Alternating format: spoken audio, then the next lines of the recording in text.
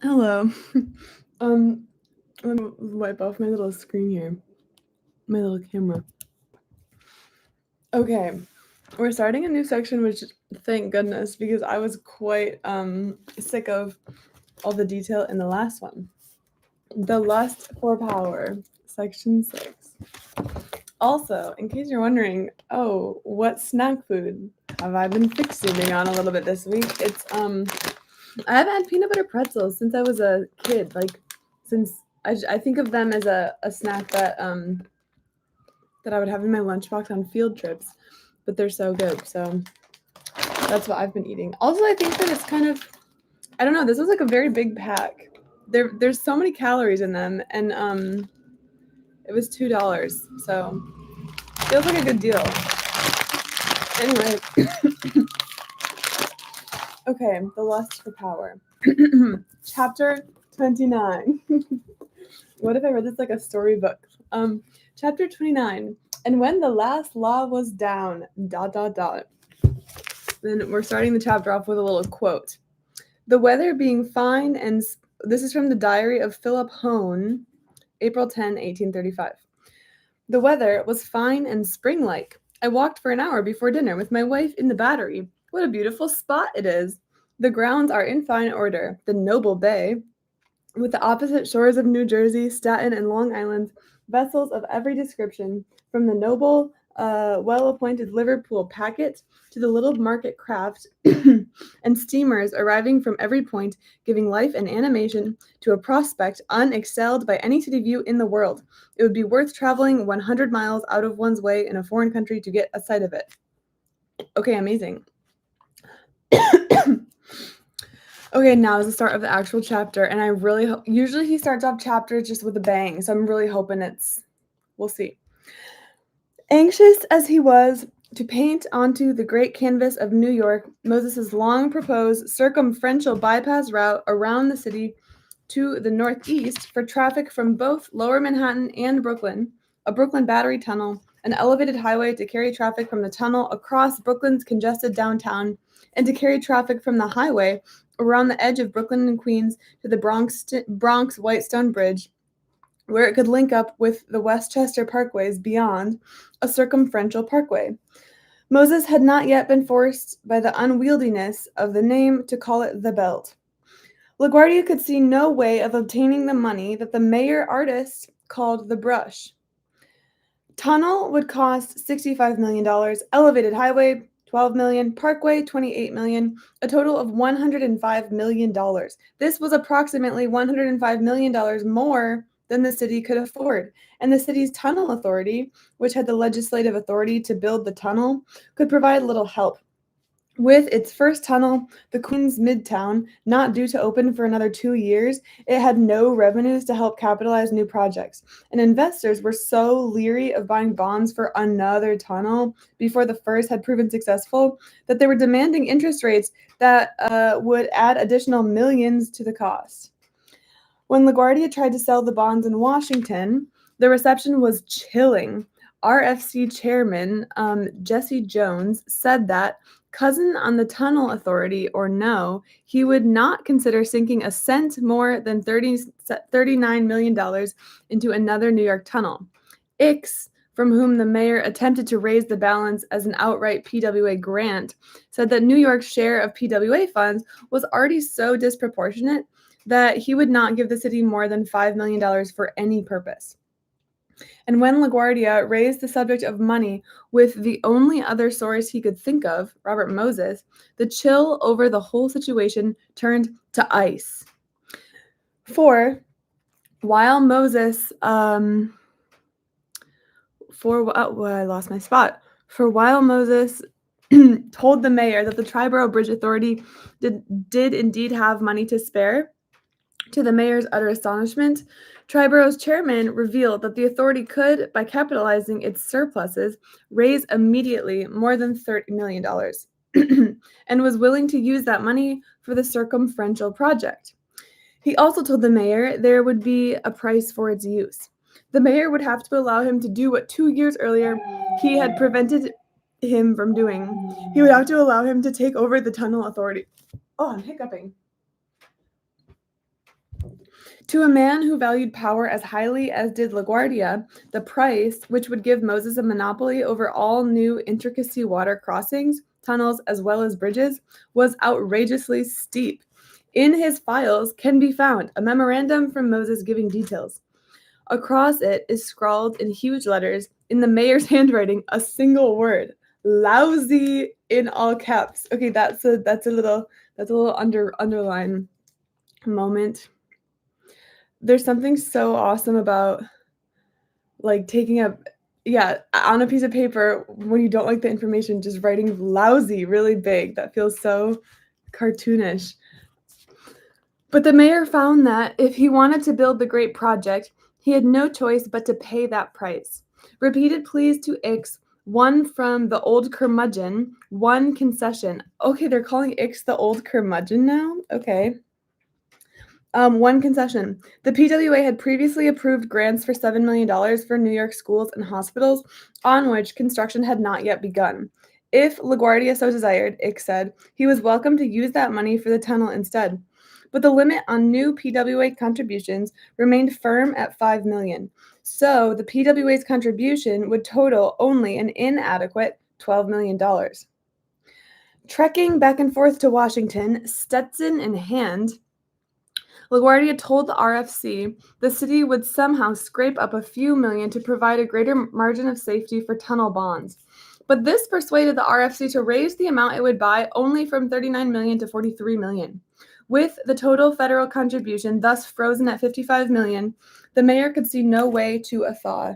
He appeared for a time to have contemplated building only the tunnel and highway, hoping that, when Moses saw the rest of the bypass going ahead, his passion to complete it would persuade him to build the parkway with Triborough money.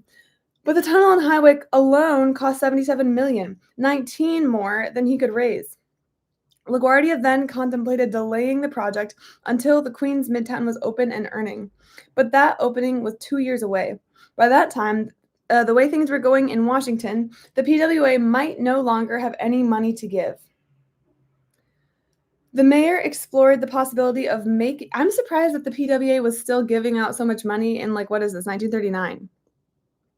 Anyway, I understand how this book, like, the whole point of it is that it's, like, you know, telling you in exacting detail with very thoroughly how Robert Moses got all of the money he did without being elected.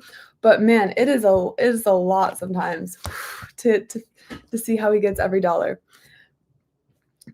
Okay. Blah, blah, blah, blah, blah, la, la, la. Where was I?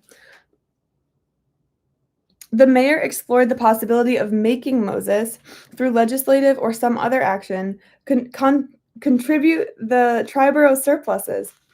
But he found that the plan balked by the unalterable bond covenants. Trapped between his dreams for the city and the city's utter inability to pay for them, he had no choice. If he wanted New York to have the Great Belt System, he would have to hand over Moses, already far too powerful, more power still. In a formal memorandum of understanding and an exchange of letters on September 7 and 8, 1938, Moses agreed to use, okay, so it's 1938. Moses agreed to use Triborough's surplus to build the $12 million elevated highway and to add $22 million to the RFC contribution to build the tunnel.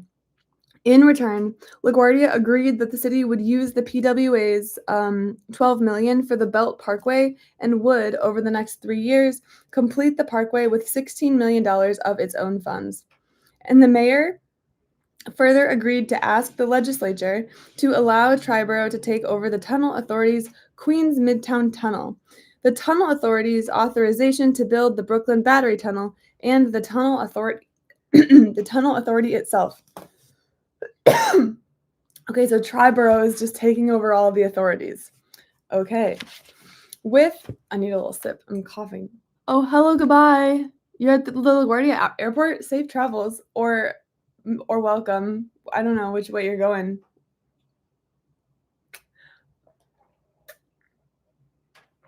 Okay. With the Brooklyn Battery Tunnel firmly in his grasp, wow, it's so crazy how firmly grasp. I just forever can only think of SpongeBob, firmly grasp it. So Moses is firmly grasping the Brooklyn Battery Tunnel. Moses made a slight modification in its design. It became the Brooklyn Battery Bridge. Wow, cool. The change reflected the importance Moses had come to place on bankers' values. A bridge could be built slightly more cheaply than a tunnel, would cost slightly less to operate, and could, per dollar spent, carry slightly more traffic. And his eagerness to build impressive monuments to himself. A bridge was, after all, the most impressive of monuments. Quote, the finest architecture made by man, as well as one whose life was measureless.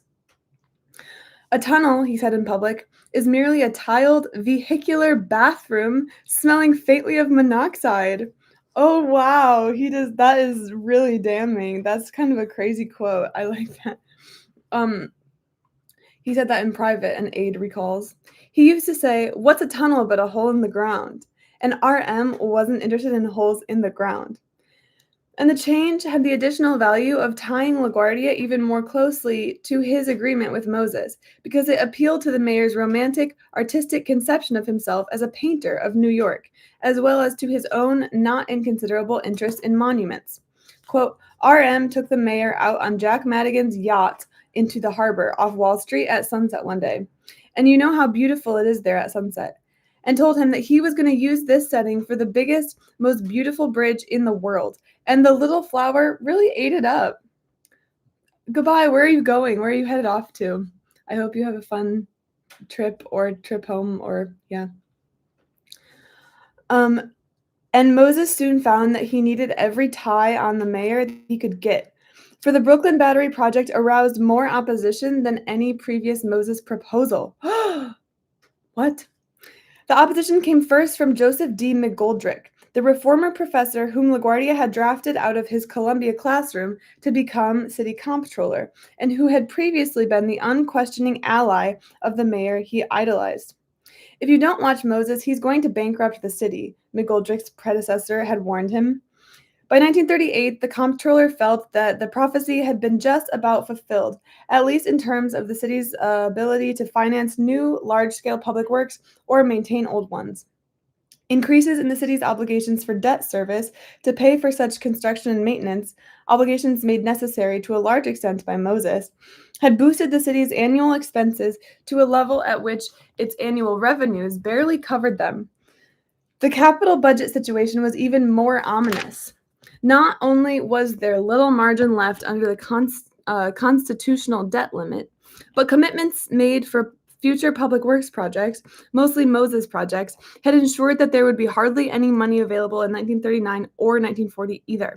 The city would be able to pay its $16 million share of Moses's Tunnel Highway Parkway proposal only by eliminating most non-Moses public works and all large-scale maintenance jobs for both years. The canceling of the public works would be bad enough. The cancellation of the maintenance would inevitably saddle the city in later years with even larger bills for major repair work that preventative maintenance would have made unnecessary. McGoldrick felt that such a course did not make sense. During his interim appointment in 1934, the comptroller, McGoldrick, had listened to local delegations pleading for better hospitals, better schools, better libraries, and for the creation of desperately needed child health care centers in the slums. Now, back in the Board of Estimate after 3 years, he was listening to the same groups plead for the same things, and it was glaringly apparent to him that the city's progress in building roads and parks had not been matched in other areas in which physical construction was needed. Hospitals, he felt, were a disgrace. Many schools were fairly ancient. We had some that had been built right after the Civil War and were still in use. We had schools 90 years old. We had one school, PS 35, that was 100 years old. I love how New York has numbered schools. Where else in the world do they do that? That seems kind of rare. Like when I lived in Chicago, there were some really old schools, but I don't think they had numbers. I don't know. The numbered schools are really fun. It's so fun to look at like the order. I guess, yeah, something that surprised me, even though I thought about it more and I was like, that's not surprising, is how I don't know, yeah, in my head I was thinking that all of the low numbers would be in Lower Manhattan, just because that's where I think about people living in the olden days, but they're pretty spread out because there have been trains for a long time, and even when there weren't, like, people have been living in Brooklyn and Queens for a long time. Anyway, despite his admiration, in the wealthiest city of the wealthiest nation in the world, 290 schools were not even fireproof. Despite his admiration for LaGuardia, he could not help noticing that, despite the mayor's annual promises, in 4 years not a single child care center had been built. As for mass transportation facilities, the city's failure to build new subways to service rapidly developing outlying areas was only part of the problem. The subways already in existence were beginning to require extensive preventative maintenance. Without it, their deterioration would accelerate. The imbalance in the spending of city funds must be corrected, he felt, to meet other needs besides roads and parks. Taking $7 million allocated for schools and hospitals and allocating it to a highway was not the way to do it. Yeah, that seems kind of reasonable. LaGuardia had told McGoldrick that he agreed with the need for more balance and that he was planning to act on it. Now, however, when Moses suddenly requested Board of Estimate approval for the Circumferential Parkway, LaGuardia supported him. And McGoldrick, who had suppressed previous doubts about Moses's proposals on, quote, an assumption that he was almost always right, found himself, during some long nights of soul-searching, re-examining that assumption. At first, he suppressed his doubts. He gave the PWA the certification required from the city's chief financial officer of the city's willingness to pay for any unexpected costs on the project. But late on the evening of October 11, less than 36 hours before the board vote, the pudgy, bespectacled, mild-mannered little Irishman issued a public statement that was the closest thing to a cri de conscience, I don't know how to pronounce that in like the Latin term, uttered by a top city official since Moses had come to power within its borders. Wow. Okay, so this is a quote from McGoldrick, who's the pudgy, bespectacled, mild-mannered little Irishman. It's so funny how when someone is a small person, like Robert Caro really lets you know. Like, remember when the guy was so short that his legs could swing when he was sitting down? Anyway, I'm so curious, how tall is Robert Caro? Anyway, reluctant as I am to suggest that we consider postponement of the Circumferential Parkway, it is my duty to point out that if it is built, the city will be brought to the virtual exhaustion of its debt-incurring capacity, with no margin remaining for normal capital growth of its existing facilities. No one can dispute the vital need for keeping the city's plant in efficient condition. We have a stupendous investment in public buildings, bridges, and equipment, which must be protected. Unless this plant is properly maintained, we will undergo a repetition of the era when broken down equipment and neglected buildings cost the taxpayers many needless millions in increased costs of operation and maintenance. As for new construction, not a single new school, not a single new hospital, not a single new police station or firehouse, not even a baby health station. What even is a baby health station? Would be provided in either 1939 or 40. These are essentials, and in my considered judgment, we cannot embark upon new ideas until we have met these basic needs. I'm so curious what, like, it's a baby health station. I'm imagining like one of those koala branded changing tables. I don't know. McGoldrick could cast 3 of the 16 votes on the Board of Estimate. The next day, however, LaGuardia's 2 other fusion allies on the board, City Council President Newbold Morris and Manhattan Borough President Stanley M. Isaacs, announced that they would vote with the comptroller. Together, the trio could cast 8 votes, enough to keep the parkway from being approved. Employing his usual strategy, Moses attacked not McGoldrick's arguments, but McGoldrick. What has happened since the application certification was signed, sealed, and delivered by the comptroller himself? He demanded the next day. What is behind the comptroller's move and his swift change of front? It was the kind of attack that McGoldrick was later to admit, quote, did intimidate people from debating with him. And intimidated me, too, quite likely. Moses knew perfectly well why he had changed his mind. The comptroller was to tell the author. He had explained his feelings to the park commissioner at length. Moses knew there was no corrupt or sinister motive. But, he says, Moses certainly made it sound as if there was. But that should be were, I guess, if you're being a traditional with like the whole subjunctive thing, right? I don't know. Nevertheless, McGoldrick refused to back down. So the next morning, as City Hall bustled with preparations for the crucial Board of Estimate session, cars crammed with Park Department and Triborough Authority employees began pulling up outside. Wow. A rumor suddenly swept the hall. Moses himself was in the building, closeted with the mayor in secret conference. The mayor had not attended a board session in months, always sending a deputy in his place. But now, as McGoldrick, waiting nervously for the meeting to begin, sat in his high-backed burgundy leather chair near the center of the board's raised horseshoe, watching Moses's clack pack onto the benches below him. What does clack mean? I'm looking it up. CLAQUE. It's a group of sycophantic followers, and sycophantic is people that are behaving in an obsequious way to gain advantage. And obsequious, which I did know, is like obsessively obedient. So, okay, clack is like your clique of people that are obedient and also really loud and annoying about it. That's such a good word, clack. I'm looking it up again, sorry. Wow. And another definition is a group of people hired to applaud or heckle a performer or a public speaker. Did everyone know this word? This feels like such a fun one. It's so cool how it sounds like click. Like click is like the middle school version of it, and then clack is the city council version of it, or board of estimate, or whatever. Okay, anyway,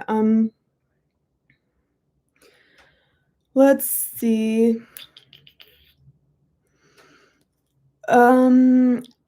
The figure that dropped into the empty chair right beside him at precisely 10:30 a.m. with a fierce sideways glower and opened the meeting with a pound of the gavel that to McGoldrick's ears sounded like the crash of fate, was that of the little flower himself. Moses had not overestimated the need for the mayor's presence. With his supporters overflowing the board chamber and jamming the corridors outside all the way back to the hanging staircase, cheering his every point, he pulled out all the old arguments, telling the board falsely that the $12 million would not be made available by the PWA for any other purpose, and that therefore the real issue was whether or not the city was going to lose $12 million in federal money. When McGoldrick, his voice almost lost in vicious booing, that's crazy. It's crazy to have vicious booing so loud that people can't talk, and it's like a city meeting about budget. Okay, so when McGoldrick tried to explain that he was suggesting postponing the project, not killing it, the park commissioner, pounding his fist down on the lectern, shot back. And this is a big quote. If this thing goes down, it is dead, and it's dead for a long, long time. I don't know who will revive it. Don't kid yourself about this. You're not putting this off. You're settling it one way or another. No member of this board will see this project started if it is not done now. That is because the federal government has given its promise of a $12 million grant because the engineering staff of the city, state, and federal government have been sitting up day and night working on the plans, and because these plans, approved and in official form, are lying on the mayor's desk right now. But McGoldrick refused to yield, and neither would Morris or Isaacs. LaGuardia had to call the board into executive session behind closed doors. The doors remained closed for more than 4 hours. When they opened and the board filed back onto the horseshoe dais, I still don't know how to pronounce that word. It's like a lectern. It approved unanimously the expenditure of $16 million for the circumferential parkway, and to enable the city to spend the money, eliminated from the list of previously approved projects $8 million worth of schools and hospital improvements, $5 million in subway extensions, and $3 million in other projects. This is so sad. What had happened? I'm so sad about the schools mostly. I know that hospitals and the other things matter, but yeah, subway expansions, But man, what had happened behind the closed doors? Asked years later, McGoldrick said that LaGuardia had placed the issue on a personal basis, telling the three fusion officials flatly, "You've got to go along with me on this." Refusing such an appeal would, McGoldrick said, have meant a complete split with the mayor, after the new fusion administration had been in office only 10 months. After that, McGoldrick felt was something, McGoldrick felt was something New York could afford even less than a Belt Parkway.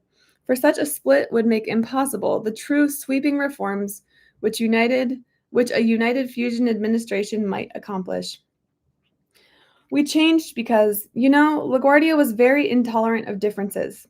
We knew him well enough to know that this would blow things right up. We knew that we couldn't, at that early stage, have a break with the mayor. It would have thrown the whole administration into chaos. And, McGoldrick admitted, with a quiet candor, there was also the personal factor. Both the mayor and Moses were really angry that day, he recalled. Standing up to Moses in a rage was intimidating enough.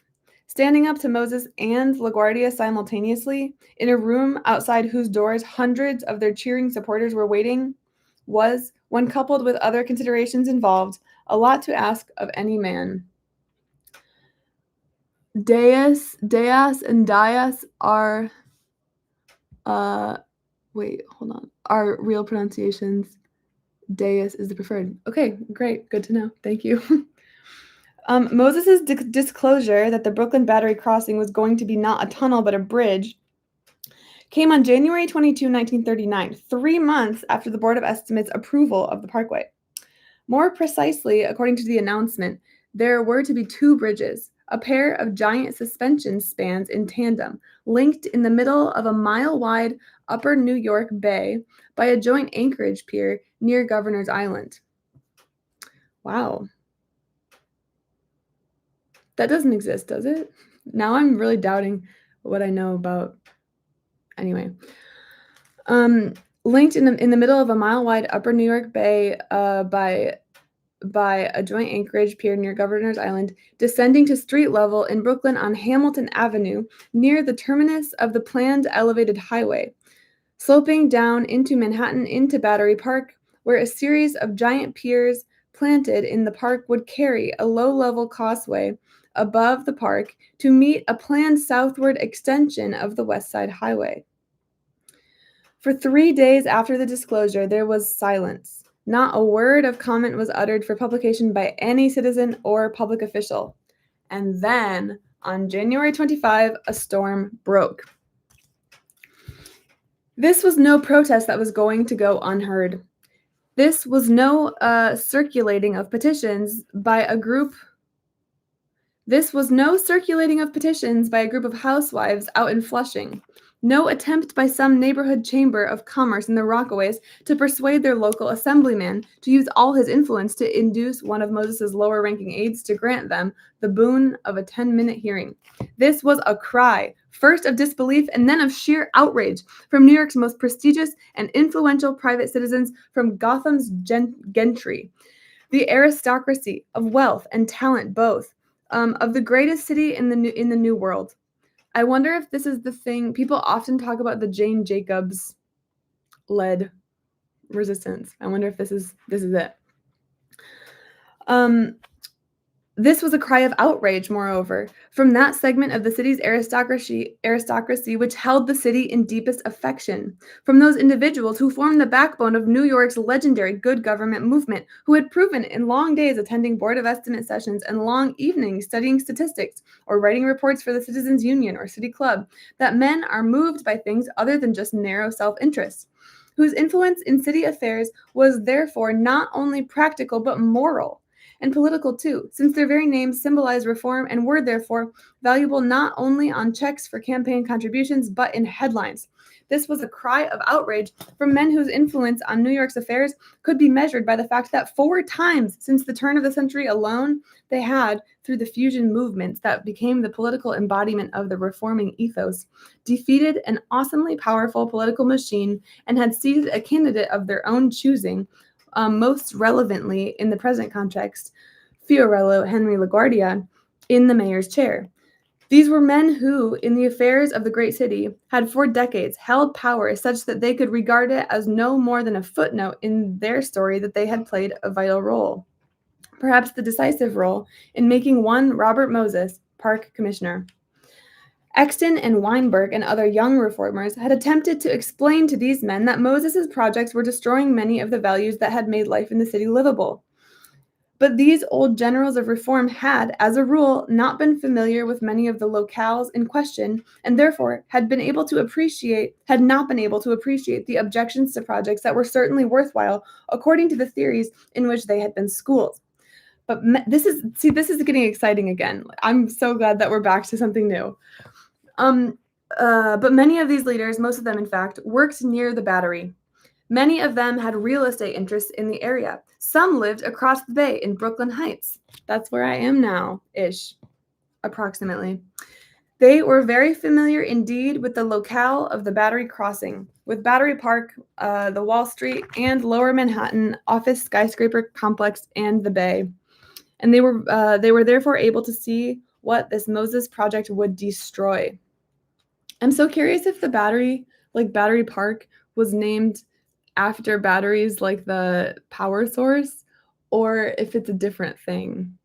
I'm gonna look it up, and if I find the answer right away, I'll tell you. Battery Park. I don't know if there's like a different definition of battery other than just, the the chemical.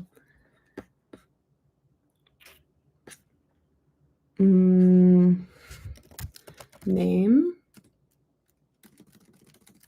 Etymology. Oh, the etymology is that it was an artillery battery. I don't know what that means. Let me look it up. This is probably dumb of me. Okay, I'm gonna look up what does battery mean. Battery define.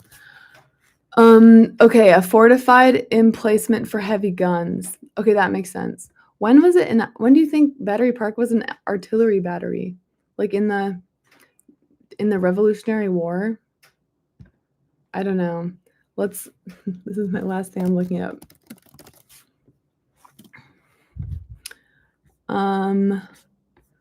The site was okay. The artillery battery was installed in 1683.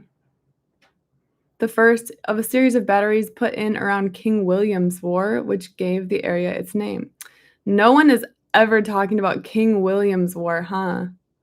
It's the first intercolonial war, and it was a North American theater of the 9 Years' War. It's always so weird. I find it weird when people use the word theater in military terms, like the whole Pacific Theater thing. I get it, but it's just so funny to me. Okay, so I guess this makes sense. Because this was I remember in learning about the Revolutionary War in school, and there was always talk about the many times that France and England were just fighting in North America, and this was just one of the times, but there were other ones. Okay, cool. I learned something. Some of the reasons behind their protests were selfish. Moses' announcement had been accompanied by an artist's rendering of the bridge that created the impression that the mammoth suspension span would have almost as much impact on the Lower Manhattan landscape as an extra lamppost. This impression had been created by rendering the bridge from directly overhead, way overhead, as it might be seen by a high-flying and myopic pigeon. From this bird's eye view, this bridge and approaches, their height minimized and only their flat roadways really visible, blended inconspicuously into the landscape. But in asking for Board of Estimate approval, Moses had to submit to the board the actual plans for the bridge. Isaacs gave copies to Ole Singstad and to Walter D. Binger, the engineer and reformer whom Isaacs had brought into the city government as Manhattan Commissioner of Borough Works. And after they had analyzed the plans, Isaacs called in reporters and told them what the bridge would look like, not to a bird, but to a human being. The public might be interested to know, Isaac said, that the proposed bridge anchorage in Battery Park, barely visible on Moses's rendering, would be a solid mass of stone and concrete equal in size to a 10-story office building. The approach ramp linking the bridge to the West Side Highway, a ramp depicted on the rendering as a narrow path through Battery Park, would actually be a road wider than Fifth Avenue. A road supported on immense concrete piers, and it would cross the entire park, the entire lower tip of Manhattan Island, and curve around the west side of the island, almost to Rector Street, at heights ranging up to 100 feet in the air. Not only would anchorage and piers obliterate a considerable portion of Battery Park, they and the approach road would block off much of the light not only from what was left of the park, but also from the lower floors of every large office building they passed. Because the approach ramp was really an elevated highway that would dominate the entire tip of Manhattan, it would depress real estate values through the entire area. Many good government leaders owned some of that real estate, and they saw Isaac's prophecy confirmed almost immediately when a corporation broke off negotiations for leasing an entire floor at 21 West Street, when it suddenly realized that the view from the windows would no longer be of the harbor, but of the underside of a highway. But even private considerations had public implications.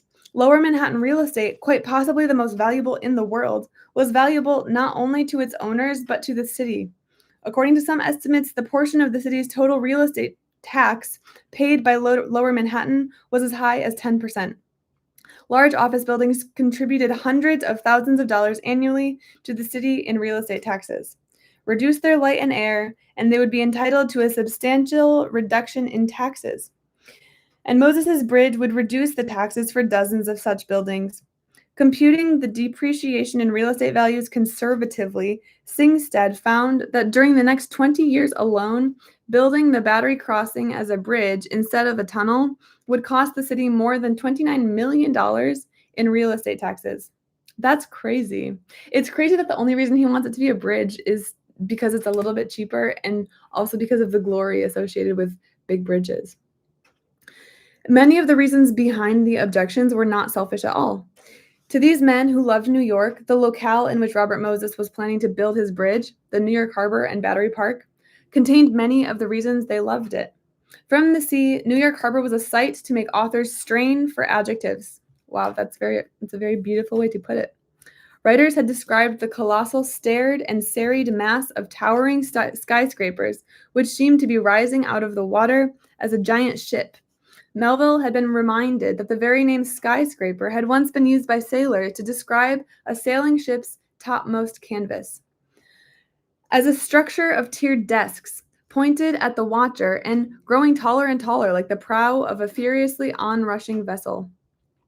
People had described the skyscrapers as a medieval fortress whose towers, rising out of swirled tides at night, were blocked by darkness into a sentineled medieval keep of enormous height and unscalable defense that might have been inhabited more fittingly by dead kings than recent bankers.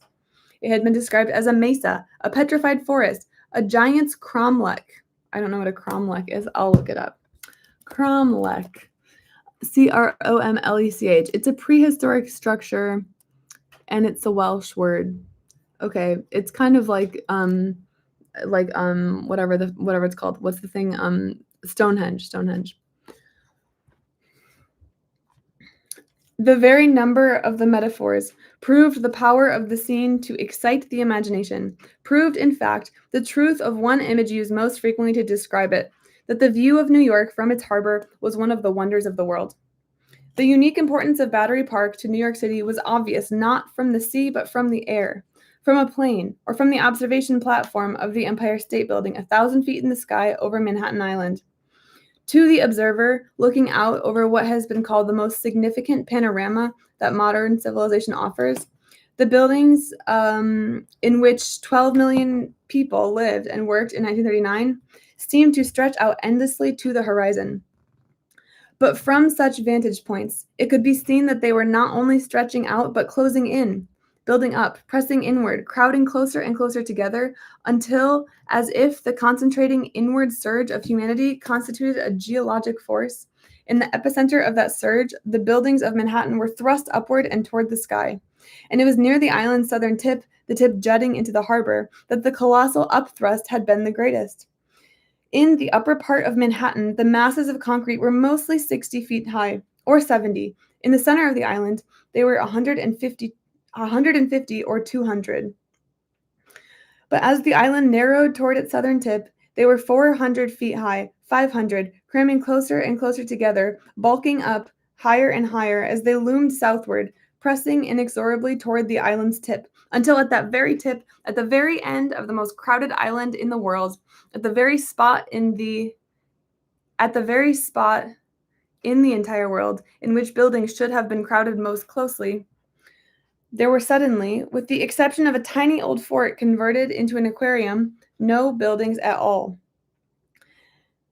At a point at which a single square foot of land was worth thousands of dollars, at which the value of an acre was computed not in the millions, but in the tens of millions, there sat 967,032 square feet of land, 22.2 acres, vacant except for grass and trees, pathways between them, benches, and a broad, breezy waterfront promenade. I think I'm going to stop there. Okay. Goodbye. Have a good day.